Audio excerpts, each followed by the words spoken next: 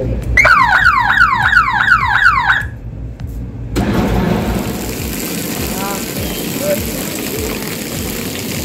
আমি আমার বয়ফ্রেন্ডের কাঁচা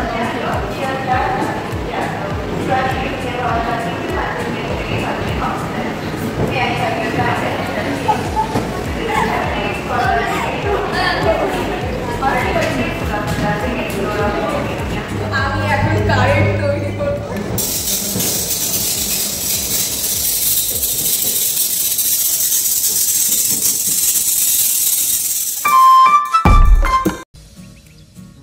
Birla industrial and technological museum হলো ভারতের পশ্চিমবঙ্গ রাজ্যের কলকাতায় অবস্থিত একটি বিজ্ঞান জাদুঘর। এটি ভারত সরকারের সংস্কৃতি মন্ত্রণালয়ের জাতীয় বিজ্ঞান জাদুঘরের অধীনে একটি ইউনিট।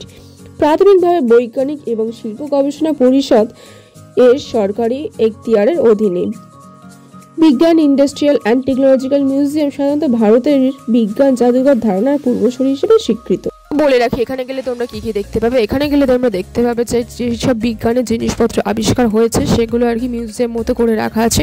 3D শো, কয়লা খনি থেকে কি করে শ্রমিকরা কয়লা তোলে, এইসব শোগুলো কিন্তু তোমরা দেখতে পাবে। এছাড়াও দেখতে পাবে সায়েন্স সিটির মতো বিভিন্ন অ্যাক্টিভিটিস, যেগুলো তোমরা নিজেরা আর কি করে দেখতে পারবে যে এটা কী করে কী হচ্ছে। এবং দেখতে পাবে ফান এক্সপেরিমেন্ট বলে একটা শো আছে সেটা। আর সব থেকে যে জিনিসটা আমার মন কেড়ে নিয়েছে সেটা হলো এখানে কিন্তু দৃষ্টিহীন যারা ছাত্রছাত্রী আছে তাদের জন্য কিন্তু সায়েন্সের শো আছে।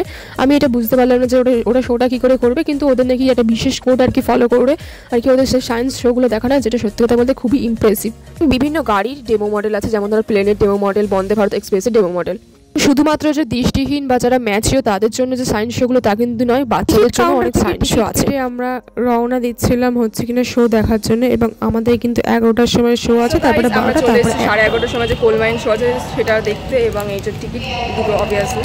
তো চলো দেখা যাক যে কোল মাইন শোতে কী আছে। প্রকৃতপক্ষে কোল মাইন শোটা হচ্ছে কি না কয়লা খনি থেকে শ্রমিকেরা কিভাবে কয়লা তোলে আর কি, কিন্তু কয়লা খনিতে তো সবাই যেতে পারে না, তাই জন্য সেইটা আর কি সবার সামনে দেখানো হয়েছে, এবং এর জন্য কিন্তু আলাদা করে টিকিটও এখানে বিশেষত মানে শ্রমিকেদের জীবন সম্পর্কে, মানে শ্রমিকেরা কীরকম কষ্ট করে আর কি কয়লাগুলো তোলে এবং এখানকার মানে পরিবেশ কেমন, মানে কয়লা খনির নিচে, সেটাই আর কি তুলে ধরা হয়েছে। এবং এখানে কিন্তু এসি টেসি ছিল না, নর্মালি যেরকম টেম্পারেচার বাইরে ছিল এখানেও কিন্তু সেরকম টেম্পারেচার ছিল।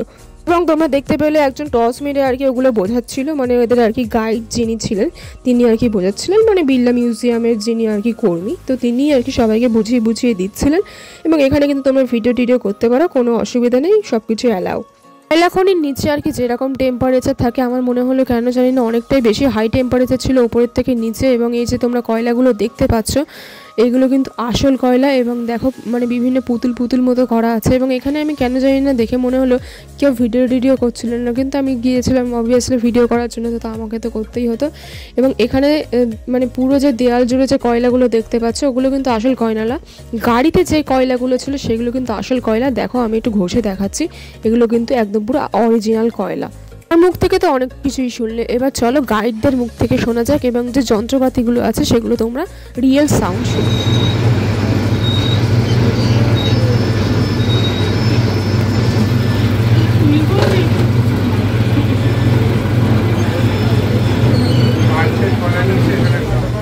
সেই সব জায়গায় এরকম কনভেয়ার বেল্ট ইউজ করা হয় কয়লা বের করে আনার জন্য। এখানে যেমন কয়লা বের করে এনে এই গাড়িটাকে ভরা হচ্ছে, তারপরে এই গাড়িটা ও কয়লাগুলোকে এগিয়ে নিয়ে যাবে।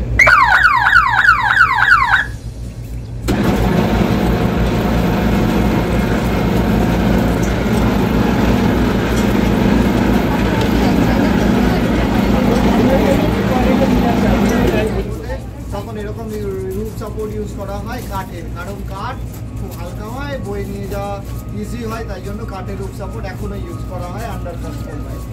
আস্তে আস্তে এগিয়ে আসলে এরকম হাইড্রোলিক রোডসের ইউজ করা হয়। তার নাম হলো শেয়ারিং কাটার।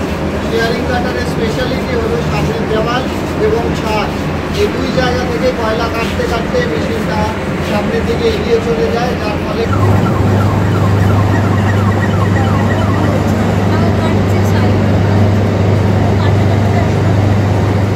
গাইজ এখন আমাদের স্পেস 3D শোর টাইম, এবং 12:30 থেকে হওয়ার কথা ছিল। তো চলো দেখা যাক যে স্পেস 3D শোটা কেমন কী দেয়।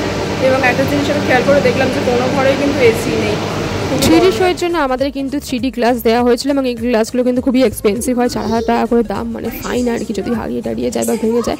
তো আমি এক্সপেক্ট করেছিলাম হয়তো কোনো স্পেস শোটো হবে, কিন্তু আমি খুবই ডিসঅ্যাপয়েন্টেড হয়ে গিয়েছিলাম যখন দেখলাম যে জাস্ট একটা সিঙ্গেল স্ক্রিনে কার্টুন শো হচ্ছে। আমি এখন কারেন্ট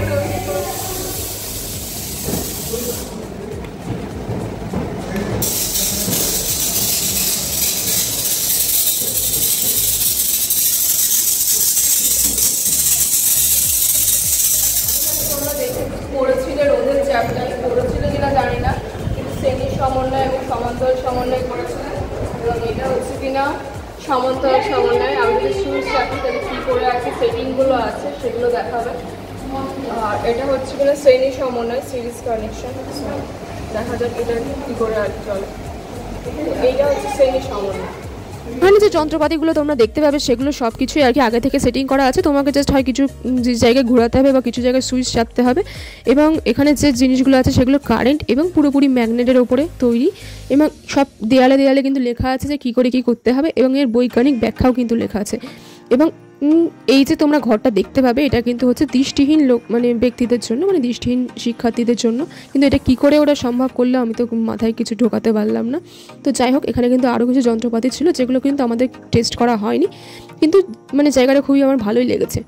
আর ঠিক পাশের ঘরেই ছিল একটা স্টুডিও মতো, যেখানে গেলে আর কি বিভিন্ন ধরনের যন্ত্রপাতি তো দেখাচ্ছে এবং সেখানে অনেকগুলো এলসিডি স্ক্রিন আছে এবং এলসিডি স্ক্রিনে কী দেখাচ্ছে সেটা দেখলে তোমরা অবাক হয়ে যাবে।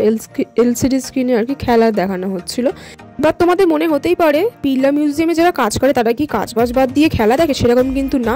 দেখো ফুটবল স্টেডিয়াম আছে, আরটা কিন্তু আছে ক্রিকেট স্টেডিয়াম, মানে এর সাথে আর কি বিজ্ঞানে কীরকমভাবে সম্পর্কযুক্ত সেটাই আর কি ওর গবেষণার মাধ্যমে ওখানে বোঝানো হয়েছে, ব্যাখ্যার মাধ্যমে বোঝানো হয়েছে।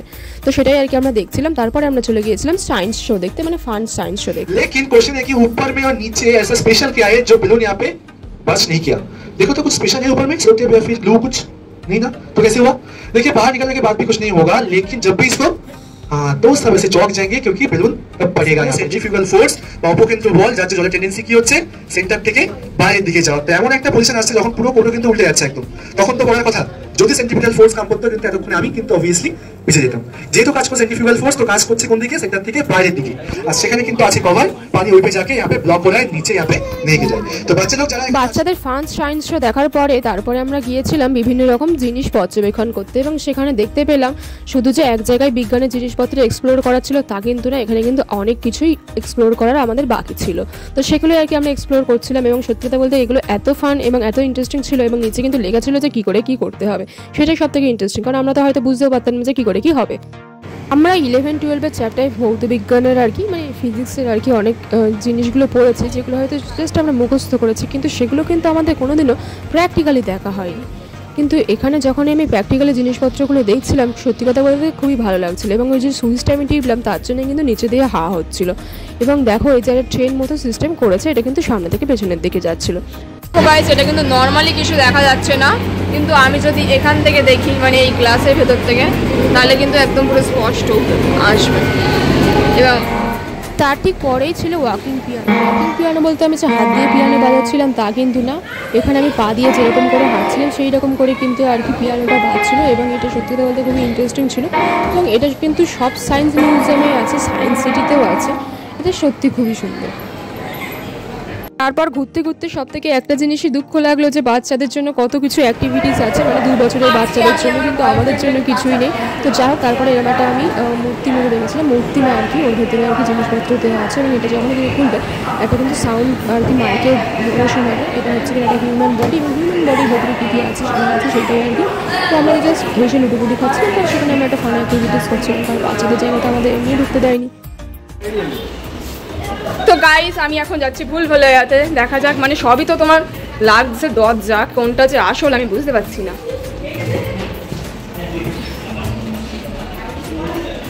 ঠিকঠাক কি যাচ্ছি আদৌ? এটা এটা এটা কাজ, ঠিক আছে, এটা কি কাজ? না এটা কাজ না, এটা এটা এটা না, এটা কাজ। এবার রাস্তা নেই, রাস্তা নেই,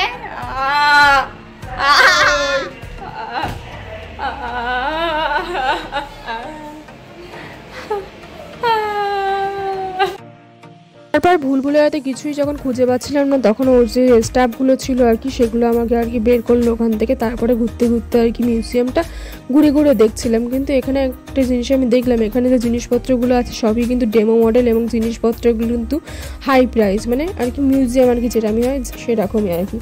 মানে সায়েন্স মিউজিয়াম, মানে কবে কোন টেলিফোন আবিষ্কার হয়েছিল সেই টেলিফোনের আর কি ডেমো মডেল সব কিছুই আর কি এখানে দেখা যাবে। এবং এখানে যদি পড়ে শেষ করা যাবে না এরকম একটা ব্যাপার। এবং এখানে দেখা একটা ইমেল আছে, মানে ইমেল কবে কোথায় আবিষ্কার হয়েছিল সব ইংলিশে ডিটেলস দেওয়া আছে, বাংলাতেও কিছু কিছু আছে, কিন্তু ম্যাক্সিমাম যেটা আছে সেটা কিন্তু ইংলিশে ডিটেলস দেওয়া আছে আর কি। তারপরে হচ্ছে কিনা যে টেলিফোনগুলো ছিল সেগুলো কিভাবে আবিষ্কার হয়েছে না হয়েছে এলসিডি স্ক্রিনে কিন্তু সেগুলো লেখা ছিল। তারপর আমরা চলে গেছিলাম ম্যাথমেটিক্স সেকশনে, এবং এটা যেহেতু আমার ফেভারিট সাবজেক্ট, মানে অবভিয়াসলি আমি এটা নিয়ে পড়াশোনা করেছি, মানে আমার ম্যাথ অনার্স ছিল। তো এখানে আমি গিয়ে দেখছিলাম যে প্র্যাকটিক্যাল কী আছে, কারণ থিওরিটিক্যাল তো আমরা সব কিছুই পড়েছি, কিন্তু প্র্যাকটিক্যাল কী আছে, এবং সেখানে গিয়ে আর কি আমি একটু বেশি নকশা করছিলাম।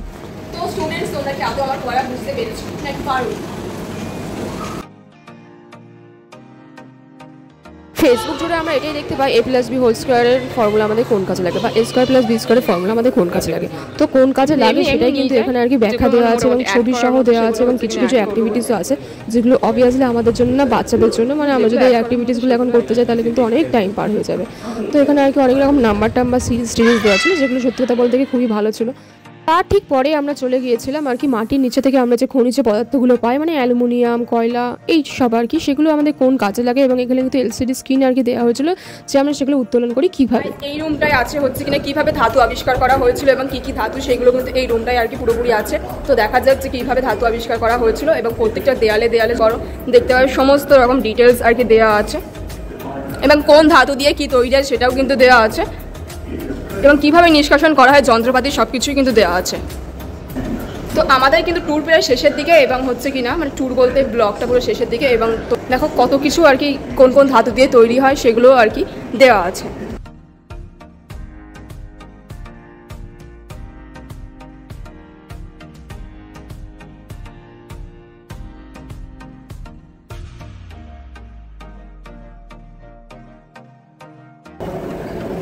তারপর হচ্ছে ব্রোঞ্জ দিয়ে আর কি কী কী হতো আর কি সেটা পুতুল পুতুল মতো করে দেখিয়েছে। দেখো ব্রোঞ্জ দিয়ে কী কী তৈরি হতো, এখানে মানুষের কটা পুতুল পুতুল মতো করে আর কি সব কিছু থিম ওয়াইজ বোঝানো হয়েছে। তার ঠিক পরে আমরা এমন একটা রুমে চলে গিয়েছিলাম যেখানে সব কিন্তু কালো কালো, এবং আমরা বুঝতে পারছিলাম না যে এখানে এত জিনিসপত্র কালো কেন, কোনো রঙিন নেই কেন। তারপরে এটা বুঝলাম যে এটা দৃষ্টিহীন যারা শিক্ষার্থী তাদের জন্য। যাই হোক, আমি একটা জিনিস বুঝলাম, এটা কিন্তু সায়েন্স সিটির মতো অত কিন্তু বড় নয়, এবং মোটের ওপর দিয়ে ভালো সায়েন্স সিটিতে গেলে কিন্তু অনেক টাকায় খরচা হয়, সে যাই হোক। এবং এখানে কিন্তু বেশ ছবি করে থিম করে সুন্দর করে দেওয়া ছিল সব কিছু, মানে ভালো বোঝানো ছিল। তো গাইস, আমি এখন চলে এসেছি যানবাহন ব্যবস্থা, মানে যানবাহন ব্যবস্থা মানে কী করে আর কি পরপর গিয়েছে সেইগুলো। তো চলো দেখা যাক। তো প্রথমেই তোমরা দেখতে পাবে যে প্রথমে একটা আছে নৌকা, এবং ডিফারেন্ট টাইপস অফ নৌকা আছে যদি তোমরা দেখো।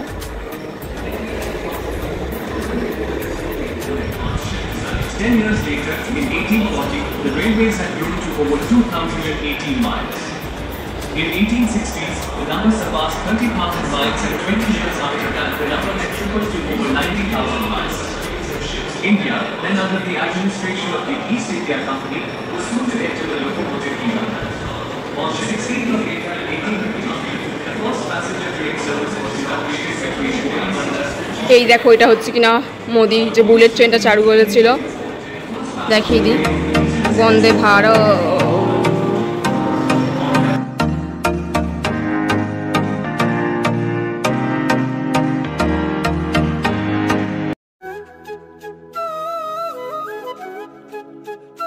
আমাদের মোটামুটি সব শো এবং সব রকম এক্সপেরিমেন্ট করা কমপ্লিট, এবং বাইরে দেখো যে জিনিসগুলো সায়েন্টিফিক্যালি আর কি জলগুলো খুব সুন্দর করে যাচ্ছে। এবং তোমরা হয়তো এই কলটা অনেক সময় সায়েন্স সিটিতেও দেখেছো, এবং এর বৈজ্ঞানিক ব্যাখ্যা হলো এর ভেতরে কিন্তু সাদা কালার একটা পাইপ ঢোকানো আছে, এবং সেটা দিয়ে কিন্তু জল আসছে। প্রশ্ন হলো জায়গাটা তো ভালো লেগেছে, কিন্তু সেখানে যাবো কি করে। তো বলে রাখি, বালিগঞ্জের কিন্তু বাস পাওয়া যায়, মানে তোমরা যখনই বলবে বিড়লা মিউজিয়ামে যাবো, তোমরা কিন্তু বালিগঞ্জের বাস ধরে চলে আসবে, এবং বাস নাম্বার হলো 43। শিয়ালদা থেকে কিন্তু যে কোনো বাসই পাওয়া যায়। যারা এইসব জায়গায় যায় আর কি, তারা ম্যাক্সিমাম জন হাইজেনিক হয়। তো তাদের কাছে একটাই প্রশ্ন থাকে যে এখানে ওয়াশরুমটা কেমন। তো আমি বলবো যে ওয়াশরুমটা কিন্তু একদম পুরো নিট অ্যান্ড ক্লিন থাকে, সে নিয়ে কোনো অসুবিধার কোনো কারণই নেই। ভিডিও শেষে একটা কথাই বলে রাখতে চাই যে এই মিউজিয়ামটায় কিন্তু তোমরা ছুটির দিনে আসতেই পারো এবং একটা ভালো দিন কাটাতেই।